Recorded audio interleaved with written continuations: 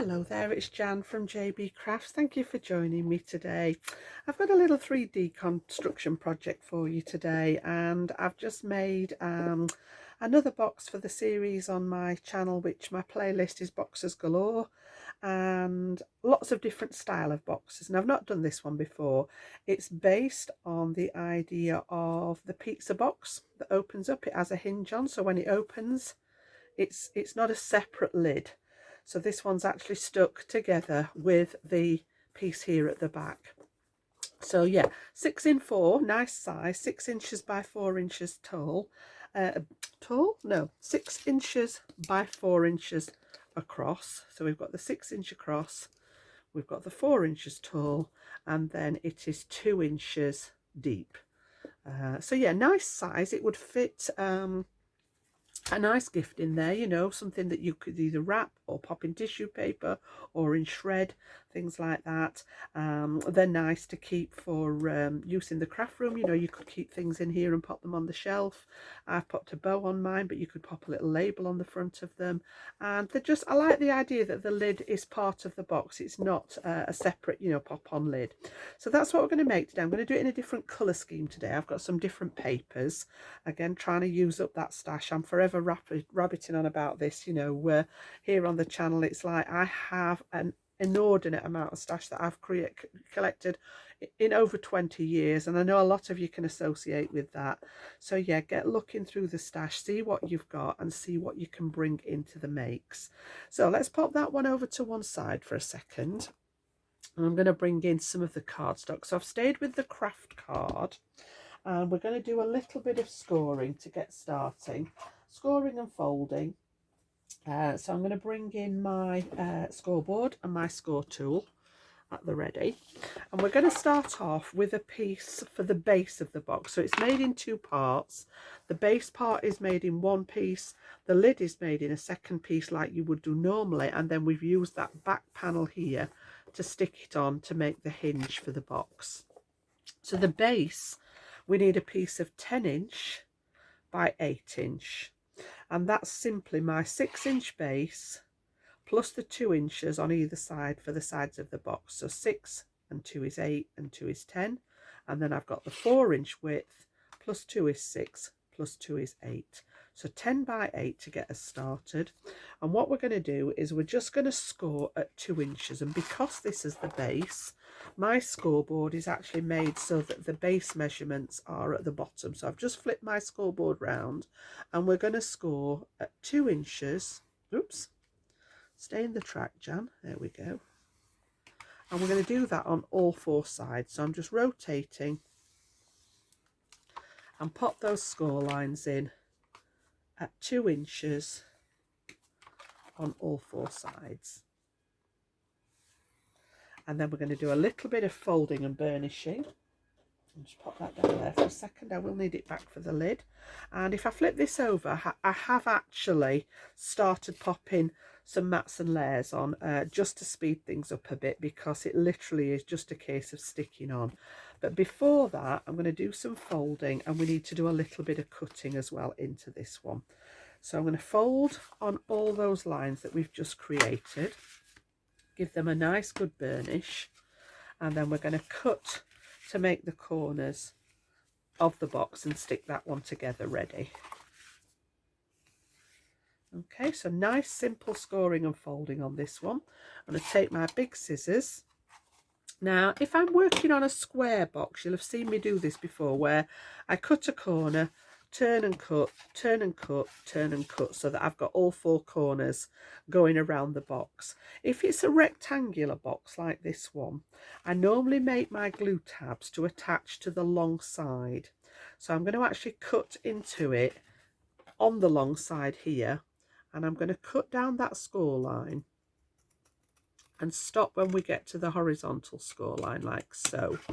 And then I'm just going to take a little wedge out of there. And the reason I do that is because bringing these round onto the long side is going to add a bit of strength to this length here. This one's only a short piece. you've only got the 4 inches across this side of the shorter side of the rectangle. So yeah, bringing the tabs round onto this long side just helped to strengthen it. So I'm not going to rotate this time. I'm going to do these both on the same edge. So again, cutting up that score line and take a wedge out closest to where you've cut, like so. And then I'm going to flip it and do exactly the same on the other side. So again, straight up there and stop when I reach the horizontal line. It's about a 1/2 inch that I'm taking out of the middle there. And then the same on this one, all the way up and wedge. Okay, just going to tidy that up. I've not quite gone straight up that one. There we go, that's better. And then we can get rid of those pieces and we're good to start sticking together. So I'm going to bring in some of my acrylic glue. You can use your all-purpose glue for this, it's just I am getting very low. I want to pop an order in for my adhesives, but I'm due to go away shortly, so I don't want deliveries coming while I'm actually away on holiday. So yeah, I'm just going to put glue on there and then I'm going to bring it up. I've left this side straight, so all I need to do is line up this edge here. So make sure that that edge is flush with the edge of the box, and then you've got your nice 90-degree angle on the side there. And then I usually just pop in with my burnishing tool there and give it a good press, spread that glue out, make sure it's all sealed, and then we're going to do the same on all 4 corners. So very repetitive now. Any of you that make boxes will know how these go together. Bit giddy with the glue there, Jan. We don't need to come over the edge of the fold. There we go. Try that again. And again, bring that one round, line up that straight edge so that everything's nice and flush. We've got that nice corner going on, and then just apply that little bit of pressure in there. Helps seal it, helps spread the glue out. And now we've got those 2 pieces here that are 2 inches long, bridging that length of the side there. So it's giving it a little bit of support. And then again, I'm going to pop the glue on. So we're going to go onto this side. Try not to be quite as giddy with the glue. And then I'm going to do this one at the same time now so that you can see we know what we're doing.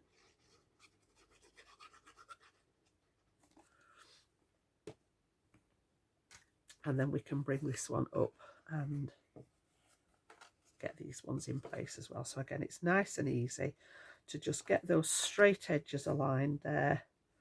Just make sure everything's running. You can feel inside whether it's running nice and straight along that edge. And then once you're happy, give it a nice good press and seal it all down. So nice and simple for that base part. Okay, we've got a nice sturdy little box, 6x4, and we've got our paper on the side there. So I've gone for sort of a green and lilac, and that was chosen from the main paper. This is a coordinating paper. When I show you the paper we're going to use on the top, you'll see why I've gone for the green. And then what I'm going to do is bring in a piece to pop inside. So just before that, I did write out the measurements for these paper layers that I'd already stuck on. So for the base, the long side, we're going to do a matte layer. Choose this piece here, which was 5 3/4 by 1 3/4. So I've come in 1/4 inch, and you'll need 2, 1 for each of the long sides, and then a paper layer at 5 1/2 by 1 1/2. So again, coming in 1/4 inch, it's just giving a nice increment all the way around, and you're going to need 2 of those. That's the long side. And then for the short side, we want 3 3/4 inches for the green, for the matte layer, by 1 3/4, and then the paper layer is 3 1/2 by 1 1/2. And you're going to need to do those 2 times each as well for those layers. And then I've cut a piece of that same paper that we're actually, I'm fibbing now, I don't want the same paper, I want the patterned one. I want this one to go on the inside here. Yes, I'm going to go with the pattern now. If I bring you the paneling that I've done for the top of the box, you can see, like I said, where the lilac and the green have come from. And this is a piece from the same sheet. And all I've done is I've cut this at 5 7/8. So there is just a tiny, tiny little border. And I am going to treat this to some of my all-purpose. As I say, it's getting low. I'm being a little bit sparing with it. But it will dry nice and solid in the base of the box. And again, whether you decorate the inside is entirely up to you. It depends what you're putting in there, it depends what you're using it for, but I just think it gives it a really nice finish. And again, that one will drop inside like so, and it should fit nicely inside the box. And then again, I'm just going to spread that glue out with my bone folder. And we've got that nice interior as well as the detail on the outside. So we can pop that one to one side to dry, and then we're going to work on the top part of the lid, which is the bit that opens and that is attached to the back of that base we've just made. So slightly smaller piece for this one. Because I've staggered the sizes, I've got a 2-inch depth on the box, but we've just got a 1-inch on the lid so that we could see this paper on the sides here. So the same principle, I've got 6 inches in the middle, and then 1 inch on either side makes 8 inches in width, and then 4 inches plus 1 inch either side gives me 6 inches in width. So we've got a piece that measures 8 by 6. Okay, now this time we're just going to score at 1 inch all the way around. So let me just bring the scoreboard back, and I'm going to do this on the normal side now, because this on my scoreboard, this is for the lid. So again, we're just going to go exactly the same, but at 1 inch this time instead of 2. So all 4 sides the same, just scored at that 1 inch mark. And then again, we're going to do the same, the cutting and burnishing, at the folding and burnishing. And again, I've popped some pieces in place, and I'll come back to those measurements in a second. So I've just got a couple of bits in place. We're going to do a little bit of cutting. So let's do the burnishing first. Let's get these folded into place exactly like we did with the top one, the base one. So we've got 2 short sides, 2 long sides that have all got that inch border around them to create the lip on the box. Okay, so I've actually got mine this way, and I've popped already a couple of crosses in those back corners because we need to cut away. Normally you would create your glue tab here to tuck under, but we don't need them for this one. We've got that side loose, so we're actually going to cut those away. So I'll do that first. So I'm going to flip it round.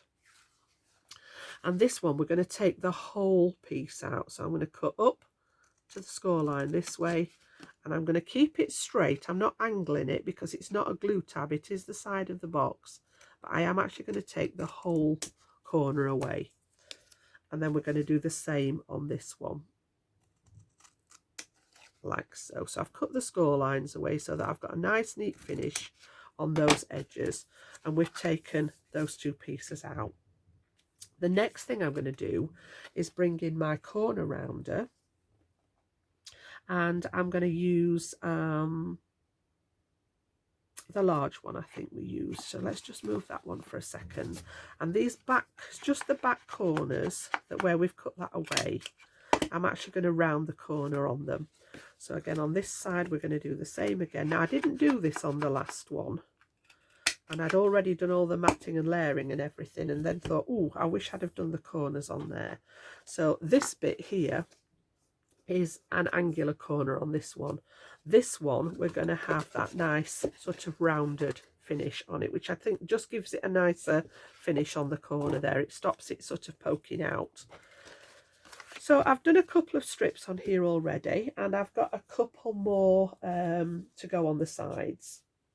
And again, because these are only 3/4 of an inch strips, I didn't bother with a matte layer. It gets very fiddly with 1/2 inch strips. You can, if you wish. I've just used a little bit of washi tape that had got that purple design in, and I've run a piece across them just to add a bit more detail. So we can now pop these two on the sides. I didn't put these on until I'd done the corner rounding. So let's just get those. I find it easier to do this while the whole thing's flat. So again, I'll give you the measurements for these pieces when we've got all this put together. So one side and the second one on this side. So I've rounded the corners on that piece just to match. And we've got that lovely finish then to go down the side of the box there. And then we need to make a couple of little glue tabs here at the front. Now, normally, like I've just said with the other one, I would bring this one around the front. So what we're going to do is we're going to create a tab that fits onto that long side. So I'm going to cut down here, take a little wedge out just like we did on the base, and then this will fasten onto the long side of the front of the box. And then we're going to do the same on this side. We're going to cut down here to that horizontal line, take out a little wedge, and it should look like so. And then we can pop our glue on the glue tabs that we've created, and we're going to bring those around the front to make the front of the box here. So again, just like we did before, lining up that straight edge, making sure that it runs nice and flush here against the edge of the box, so nothing's poking out, and then you know that you've got that lovely 90-degree corner. Add that little bit of pressure in there again just to make sure it's all stuck, and then we're going to do exactly the same on the front corner there. And tuck this one in just the same, so it's just a little bit of repetition there, but I know when they're lined up and there's no bits popping out that I've got my angle right underneath. And again, same again, bit of pressure, and we've got that piece now that's going to become the lid, and this one is going to be the hinge that fastens it on to the back of the box. So just before we do that, I will pop my piece on the top here like so, and that's where those other measurements come in. So the top mat here is 5 3/4 by 3 3/4, and then I've come in 1/4 inch again for the paper layer, and I've created that mat to go on top. The sides, the long sides, were 5 3/4 by 3/4 inch, and the short sides were 3 3/4 by 3/4 inch, 2 of each of those for the panels. So we can pop this one on, and again I'm just going to add a bead of glue round there, some in the middle there, making sure that I've got that loose part at the back. If your paper's got an orientation on it, you need it facing the front here, and then we can drop that one onto the gap there, and you should have that nice 1/8 inch border around it again all the way round. And then if I turn it over, I can just apply some pressure there on the back and make sure we've got that stuck down nicely. Okay, like so. And then this one's good to stick on the back of the box.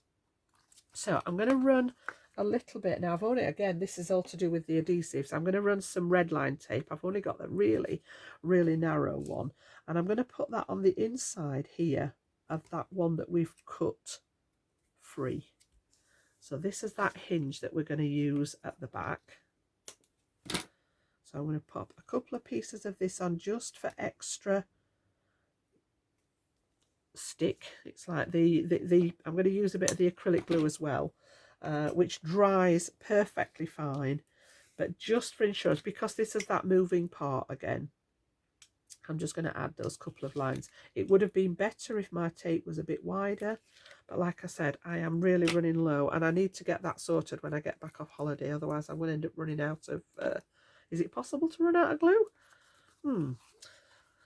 Got all sorts in the cupboard, but not the ones that I use most. So again, I am going to run a bead of the adhesive over the top as well, just so that I've got some time to get everything in the right place and that red line tape doesn't grab so quickly.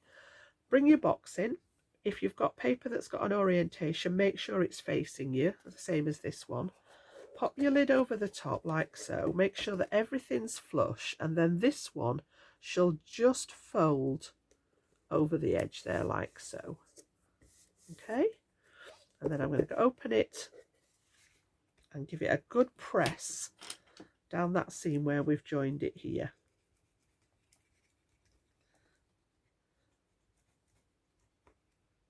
So make sure that's stuck nice and well. Now I have got a tiny little bit popping out here, and this is probably where my score line was when I cut it.